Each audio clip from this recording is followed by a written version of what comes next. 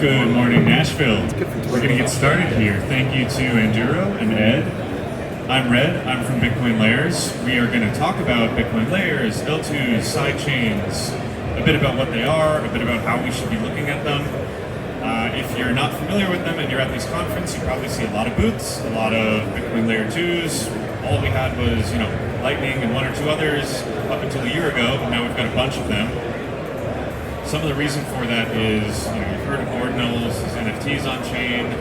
You might have heard of something called BitVM, but bottom line is in the last year or so, there have been a couple technological breakthroughs where people realized, hey, we can do a little bit more on Bitcoin than we thought we could. We can, do some activities we thought we could only do in crypto on Ethereum or Solana or some of those other networks. And we saw a lot of demand for it. So with this demand, a ton of people buying ordinals, NFTs, and all this stuff, we get the idea, all right, Bitcoiners want more functionality. That's abundantly clear. There's no way around it. They want DeFi, they want NFTs. How do we bring these sectors to Bitcoin without, radically changing the network so it becomes Ethereum or something else? Because, Bitcoin has this community, it has these people here because it's not Turing complete, because it's limited, you send money back and forth, it's store of value, and it's not complicated with a lot of these other features. So the idea is, how can we leverage Bitcoin and its security to facilitate these types of transactions and these other activities elsewhere? And when we think about the size of this conference, how many people are here, and how many more people will be at conferences like this 10 years from now, considering we have major institutions and politicians finally know about Bitcoin, they're paying attention. How many more people are going to be involved in 10 years? How do we scale? How do we get all of them involved in the way they want to, in a safe way, without changing Bitcoin? Insert layers, insert layer 2 sidechains, and all of these networks. So one more important framing to think about when I go into some of the risk frameworks on how do we look at these layers, how do we know it's safe to use if you're a user, if you're just trying to put some money on it, how do we know it's safe to use if you're building an application, if you're a developer and you want to find a home for this thing. There are two schools of thought on why we have Bitcoin layers. There are some people that really like Bitcoin, the network. They like the decentralization and the security. This is the most secure database on the planet. There are other people that like BTC, the asset. Hard money, it's 21 million, it's not going to inflate. That hard money policy is what they like. And these are not always the same people. So you have people that like the network and the asset for different reasons often. And when we get into layers and scaling, there are people that are trying to scale just one or the other. Not every project is looking to scale both of these things. So important thing to keep in mind as well. What Janus and I have built at Bitcoin Layers is a research dashboard and a risk framework to analyze some of these layers. So if you're a user, hey, they all say they're an L2, I don't know what that means, what's the difference between them? We've created this resource to dig into that a bit. So I'll show you one example here, and I'll kind of explain what the risk framework is, why we chose what we chose. We picked 4 factors. One is bridging, one is settlement assurance, one is your network operators, and then we have data availability. And these are kind of 4 lenses to look through.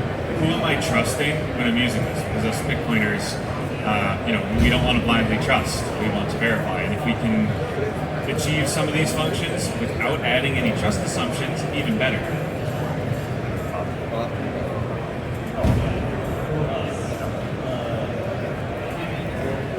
So looking at one example here and diving deeper into it, bridging is maybe one you're all familiar with in terms of, you've heard of WBTC from BitGo, there's TBTC from Threshold. There are a lot of agnostic solutions that have existed for a while on other networks.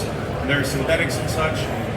But if you think about a Bitcoin layer 2, what you generally want to be transacting in is BTC. That's the idea, right? You want to take this $1 trillion of capital and do something with it other than hold it. Yield, or any of these popular DeFi activities that we've seen a degree of product market fit in some other ecosystems. Maybe you want to lend out your BTC. Maybe you want to get some, yield off that. Maybe you want to borrow some. This is how people kind of make leveraged bets on assets, is lending and borrowing in that sense. But how you bridge it there matters very much, because if you're using a centralized custodian, at the end of the day, you don't have, it's not BTC, you have an IOU. So if we can build those bridges in more trustless ways, where it's not one centralized custodian in between you and your BTC, you can feel a lot more comfortable doing it, and it benefits the whole ecosystem as you get a lot more liquidity involved. So the bridge custody is a major one. We look at who are the operators. I mean, are people signing off on this? If you look at a network like Lightning Network, there are no operators. You have a unilateral exit, which is the golden term that we want to have on all of these networks, unilateral exits. What that means is if my Bitcoin is on a layer 2, without anyone's permission, I can withdraw it. Lightning does that through an HTLC, which built-in smart contract on Bitcoin. And that gives a challenge period. Your partner that you opened a channel with might be able to dispute it if you tried to submit something invalid and said more of the BTC was yours than theirs. That dispute period is open. It's just between you and your partner. And even if your partner is malicious, you can get your BTC back. It's still yours. You have custody. Now that is the gold standard. As we kind of move up this custody scale, we get to, a one of n trust assumption. If you have n actors, if at least one of them is honest, you can get your money back, but you still have to trust one person. Then we get to multi-sig models where I need a majority of people to not collude, and at the top of this custody scale would be your centralized solutions. You're just sending it to somebody and they're issuing you one on another chain, and you are going to trust through reputation or some other reason that they are not going to steal your sats. Ideally, we would like to be on the more sovereign side of this custody scale, and that's why we're grading this as one of the core factors. Important to keep in mind also that all the risk assessments you're seeing now are not really the final state. There are a lot of ideas being explored. Some of you might have heard BitVN talked about at some panels here this weekend. This is one way where people are trying to figure out, hey, instead of multi-sigs, can we do a one of n model? Something a little bit more sovereign, maybe we're not an HTLC type, custody yet, but maybe we can do something a little better with off-chain verification or, some proving on-chain from some off-chain activities. A lot of things are being experimented with right now. Some of them enabled by Taproot. I mean, we've had these for years and we're still figuring it out. So where you see the landscape now is not where it will be in 1 year or 3 years. I'm confident we're going to keep moving forward, but it's good to see where things are right now. Network operators is maybe another important one if you consider who's making the blocks. If you look at a merged mine chain, Bitcoin miners are participating in block production. Yes, they're running additional software to merge mine, but they are the ones who are creating the blocks. And this is important to know. You say, okay, these are, this is a large group of entities. You can have a lot of miners participating. If you look at, what's the hash rate, how many people are actually involved in this. But when you're not dealing with merge mining, things get a little bit more complicated.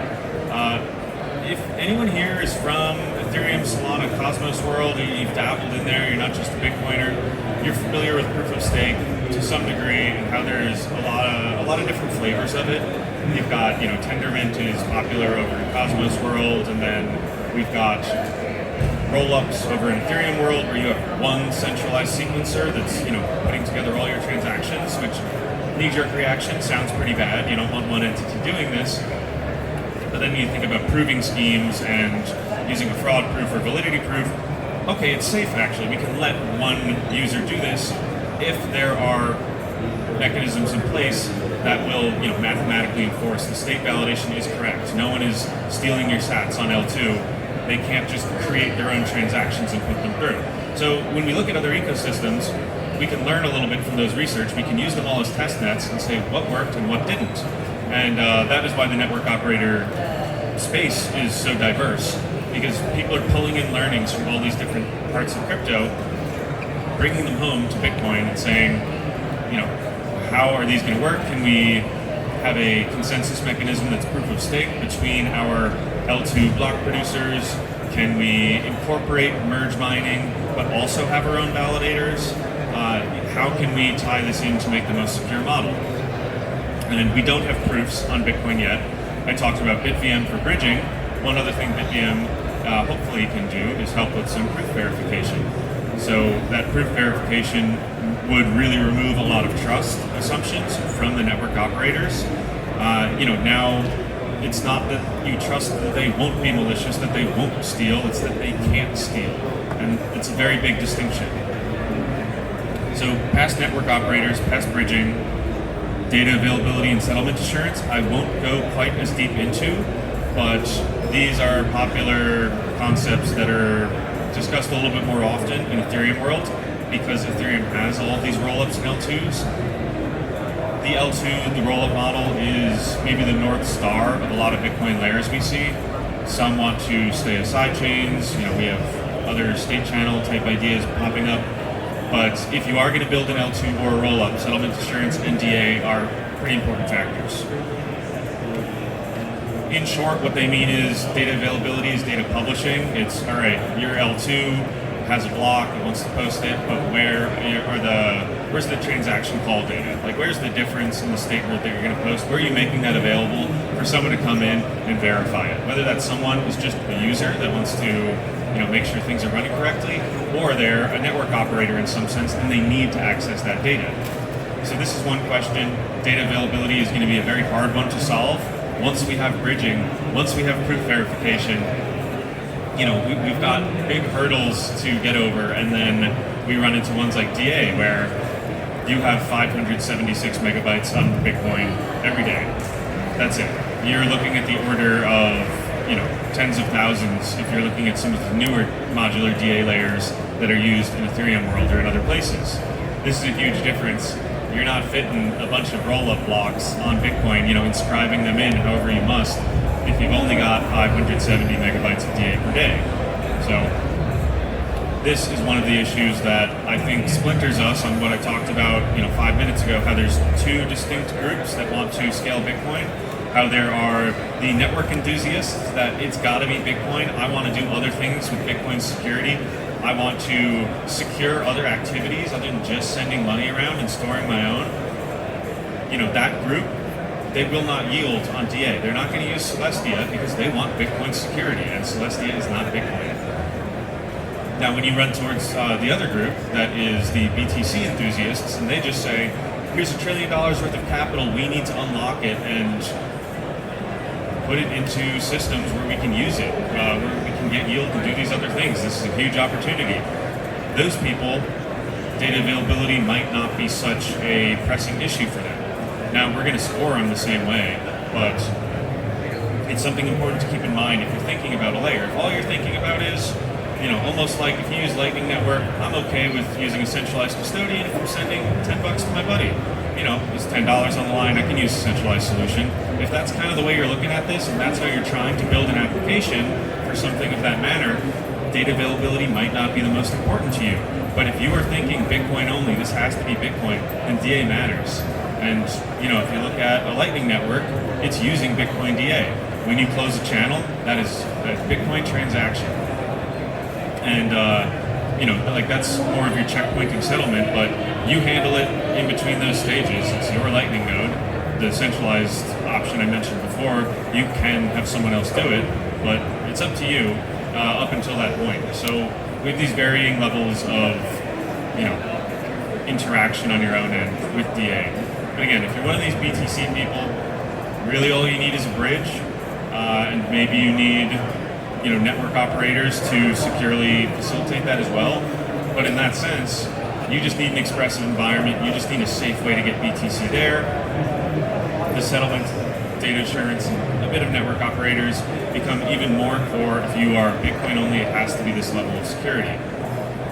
So this project we're building is open source. We've got a GitHub open for it, and we've got a Telegram channel where you have some community calls. It is a fairly new space. Most of these layers have not yet launched. So we're kind of continually trying to figure out which information is useful, how should we be assessing these things, should we be looking at how much BTC is actually on these networks, what's the fee revenue look like, you can civil a lot of metrics. You can fake daily active addresses, you can fake daily transactions. Some you can't fake. You cannot fake how much BTC is actually on that network. we can go check the multi-sigs and find out for sure. You can simulate a lot of transaction activity in other ways to make it look like things are used more. Some of them you can't.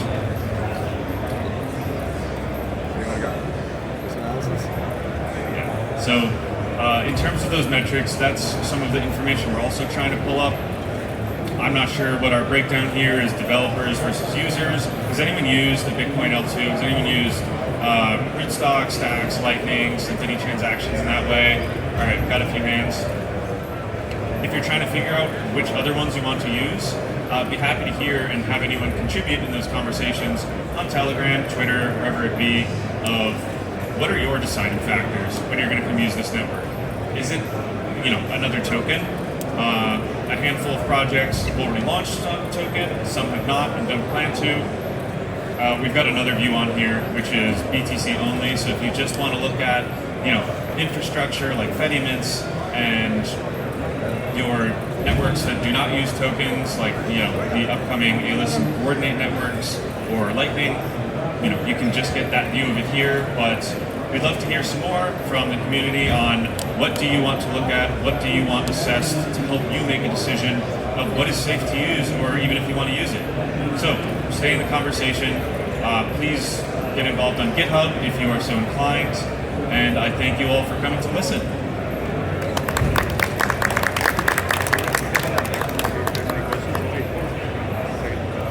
But first, questions. Yay, Bitcoin layers. Any questions about Bitcoin layers? Who do we have now? Bob? Bob's here. Got layers back there. There we go. Any other L2s that walked up? Okay, so question about this on their right here. You got one? Yeah, we do. It seems to be the Lightning network all going to line. What's what? The Lightning network on your chart is all green. Does that mean that everything should be like that? Yes. Lightning, so your question was, Lightning Network is all green, should everything be like that? Lightning Network is kind of our North Star as far as L2s, because you have that unilateral exit, that golden unilateral exit that is oh so important. Users can be in charge of their own data availability. You don't have to trust anyone else to do that. You are closing the channel yourself, you are making these transactions. It is on a custody scale, it is the North Star. Now, there are other things to consider. We are doing through a custodial lens, a risk assessment, but something like Lightning, there are other factors in that you've got to run your own node.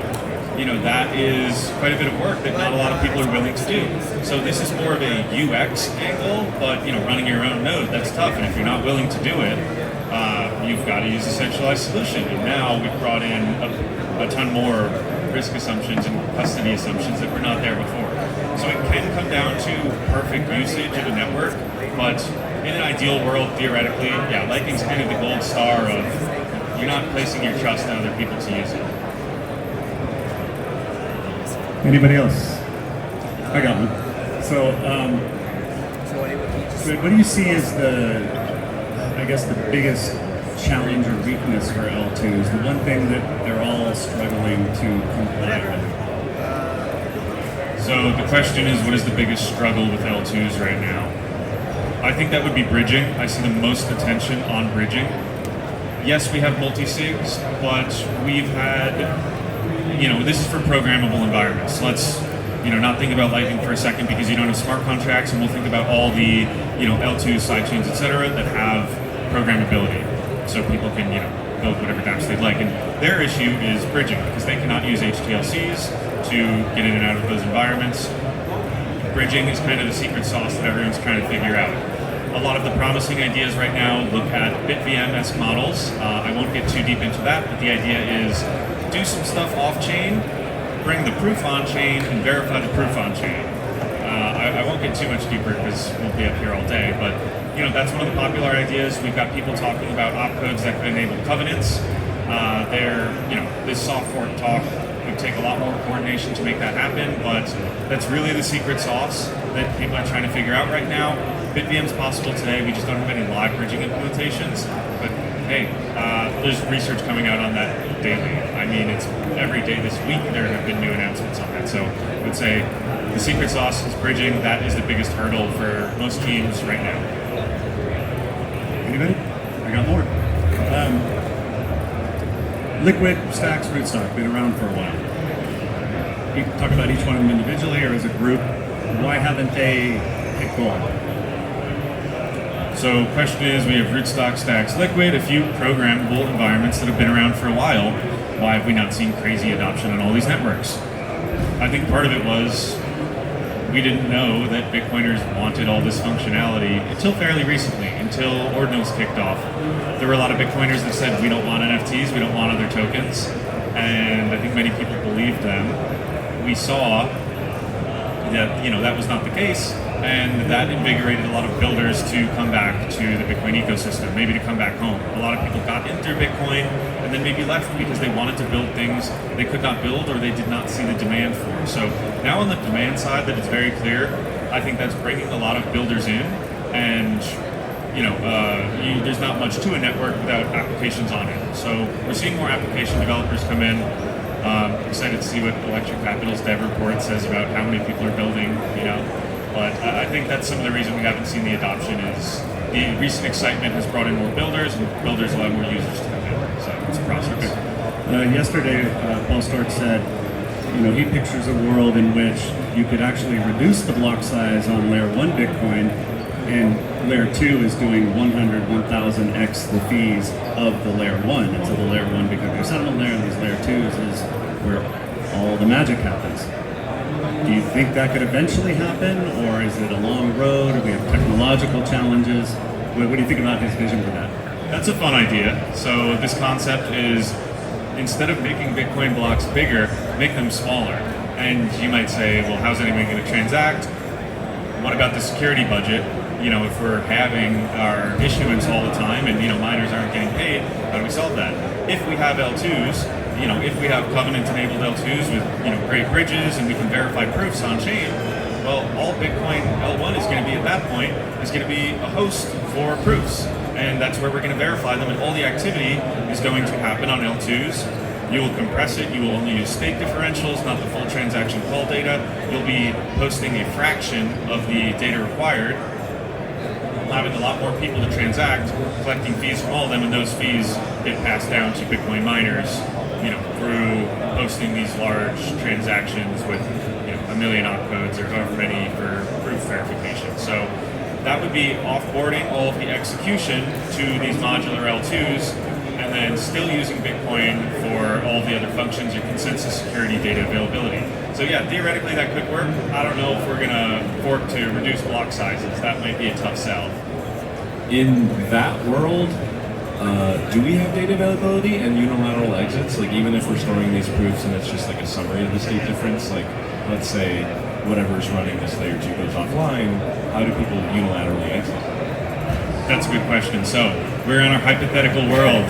Bitcoin is a relay chain and all the execution happens on L2s. Why would you even want to unilaterally exit? I mean, could you ever afford to transact on L1 if these transactions are sky high? Because every L1 transaction now is representative of hundreds or thousands of L2 transactions. Could you compete with those fees? Would you even want to use it? I think if we end up in this world, we might need some shared sequencing, and we might need to trustlessly move between L2s without going back down to the L1 first and back up to another one. We might need to move between environments that way. But what a fun concept. Yeah, once we move all the execution off, is there any reason to go back? Do we need to go back? We'll need the DA because we'll need proofs still. We'll need to be able to punish a bad actor with a fraud proof if they try to submit something incorrect. Or we just need to be able to create the validity proofs. So we'll still need the DA, but good question in unilateral exits. Maybe we just need shared sequencing between. Yannis, you want to touch on that?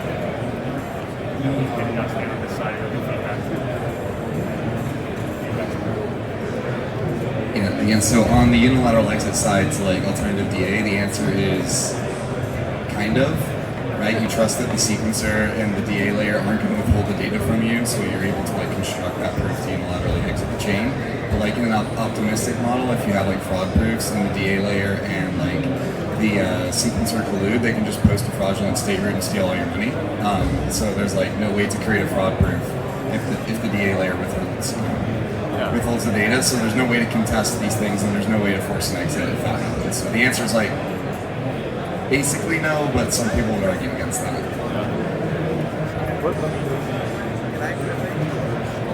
You're pulling this way because the mic's gonna feedback. But is this not all just some kind of sleight of hand because you're reducing the block size, but you're moving all the data required to be able to, unilaterally exit? So effectively you're increasing the block size for everyone, because if you want to actually validate everything, then you need to, operate in a sovereign way on Bitcoin. Then you might need a node on the DA layer. You might, you might need a node for whatever rollup that's operating. I mean, there's a problem here with the data where, sure, it can be made trustless, but the data to be put somewhere, and someone needs to serve you the data. So you're at this point, you're just creating another L1 basically. What is your take on that? Do you think that this is just effectively just a block size increase? So your question is, would this be a block size increase due to using these other networks, like using these modular networks and different blocks on them? Because you need to validate them. I mean, if you want to operate independently, you need to validate them. Or you're trusting someone. So you're saying you need to validate them, or you need to trust somebody. I would not call this a block size increase. I would not call it a block size increase, because you're still using Bitcoin for the same core functions. This would be like saying BitVM is a block size increase due to wherever you're doing that execution elsewhere. The idea is you're, doing whatever you need to do elsewhere, but the verification of it is still happening on Bitcoin, so it doesn't really matter what's happening in those other environments. As far as data availability, you were saying, I'm imagining data availability is still on Bitcoin in this hypothetical. If you needed a modular DA layer, then yes, you could call it a block size increase. I would call that you're just not using Bitcoin anymore. If you're, it's not a Bitcoin L2 in that sense. It's not a Bitcoin L2 if you're not scaling Bitcoin if you're using alternative DA. You are borrowing some security maybe for your proof verification, but you're not scaling it if you're using a different L1 network. Well, anybody else have one last question then? What did BIP300 and Opcat do to L2s? What did BIP300 and Opcat do to L2s? BIP300, anyone familiar with drive chains? Cool, few people. All right, this is a sidechain idea, and it's pegging sidechains. It is closer to the merge mining model than the Ethereum L2 rollup model. Drive chains is a system that would allow you to have L2s in a different way. Drive chains bring in layer 1 MEV, which is my problem with them. MEV being, if you are a privileged actor for some amount of time, i.e. a block builder, you have more information and control, you can somehow profit off that. That might be reordering transactions, but what that MEV would bring is you'd have MEV on the drive chain type L2s, and that's going to the block builders, which is the Bitcoin miners. Bitcoin mining is a pretty cutthroat business. There are not big margins. It's distributive with tokens. It's not accumulative like proof of stake is. So you've got these high margins, and you can get priced out. If you're not a sophisticated actor and you don't know how to collect MEV from drive chains, you're going to get priced out of the business. We're going to centralize mining a little bit more. So that is one thing that happens when you create a way to peg networks that keeps Bitcoin miners as the block producers. Now, an Opcat system, OpCat, the old opcode that people are talking about, can we implement this like CTV or some others that can give you covenants? Well, this lets you, put your Bitcoin in a multi-sig not in a multi-sig, in a wallet that lets you exit from it when you need to, almost like an HTLC. So think of a covenant like that for the scope of the conversation. This brings you more towards the Ethereum L2 model, where you have a sequencer or a network of sequencers that put your transactions together. So they are the block builders, not the Bitcoin L1 miners. What that means is all the MEV from DeFi arbitrage or whatever they do in L2 land, it does not trickle down to the miners. The miners just get fees. The miners do not get the ability to make more or less money if they're more or less sophisticated with ordering these transactions. So that's kind of the difference between drive chain type L2s and opcat type L2s. It's where is the MEV going to end up, and could this affect your distribution of hash rate and miner centralization in any way? Perfect. Thank you very much. Thank you, Giannis. Thank you, Red, for your time. And here's our socials for Enduro. You can go to bitlayers.org or com. Bitlayers.org, and they've got a fantastic Telegram group as well, where you can follow up on everything to do with L2. Thank you very much. We'll be back at 11 o'clock. Thanks, y'all.